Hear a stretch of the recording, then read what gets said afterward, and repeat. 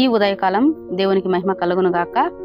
దేవుని వాగ్దానం చూస్తున్న మీకు అందరికి కూడా వందనాలు. ఈ ఉదయకాలం దేవుని వాగ్దానం చూద్దాం. చూడండి, 1 సమూయేలు గ్రంథం 26వ అధ్యాయం 25వ వచనం.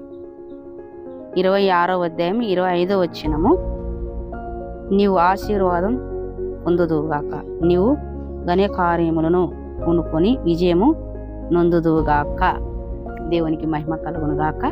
ఈ ఉదయకాలం నువ్వు ఆశీర్వాదం పొంది నువ్వు విజయం పొందుదువు అని చూస్తున్నాం. ఇక్కడ ఘన కార్యములను పూనుకొందువు అని చెప్తున్నాడు. మనం విజయం పొందాలన్నా ఘన కార్యములు చేయాలన్నా కూడా దేవునితో మనం కలిసి వాగ్దానం ఏకీభించి ప్రార్థించాలి. దేవుని స్తుతించినప్పుడే ఘనమైన కార్యం చేయగలం. సాతాను ఓడించాలన్నా మనకి విజయం కావాలన్నా కూడా దేవుడు చేసే ఘన కార్యంలో ముందుకు పోవాలి. మనం ఆయనను వాగ్దానం నమ్మాలి, ప్రార్థించాలి, దేవుని స్తుతించాలి. మన ఏ కార్యం కానీ దేవుడు నెరవేరుస్తాడు. ఒక శుభకార్యమైన కావచ్చు, ఏదైనా ప్రభు చేయగల దేవుడు. వాటికి పూనుకున్నప్పుడు ఘనమైన కార్యములు జరిగించాలంటే మన ఆశీర్వాదం పొందాలన్నా దేవుని చేతిలో మనం ఉండాలి. దేవుని ఆజ్ఞలు గైకొనాలి. దేవుని వాగ్దానం ఎత్తి పెట్టి ప్రార్థించాలి. ఈ ఉదయకాలం నాతో మాట్లాడుతున్న దేవుడు ఎవరు? ఆయన గొప్పవాడు, ఆయన శక్తిమంతుడు, బలమైన దేవుడు, బలమైన కార్యాలు చేస్తాడు, చేయగల దేవుడు కూడా. కనుక ఈ ఉదయకాలం మనందరం కూడా ప్రార్థన చేద్దాం. కళ్ళు మూసుకున్నట్టయితే, ప్రేమగల యేసయ్య, కృపగలనైనా సర్వశక్తిమంతుడా, నేను స్తుతించి ప్రార్థిస్తున్నాం. నువ్వు ఎంతైనా నమ్మదగిన దేవుడు ప్రభువా.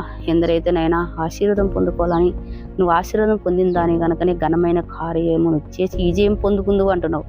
విజయం మాకు చేకూర్చమని ప్రార్థిస్తున్నాం. సైతాను పైన విజయం కలిగించునైనా వాటిని ఓడించి మా ఆశీర్వాదానికి అడ్డొస్తున్న ప్రతి అంధకార శక్తులను యేసు నామములో బంధించి నీ ఆశీర్వాదం మా మిందికి నువ్వు రప్పించమని అడుగుతున్నాం.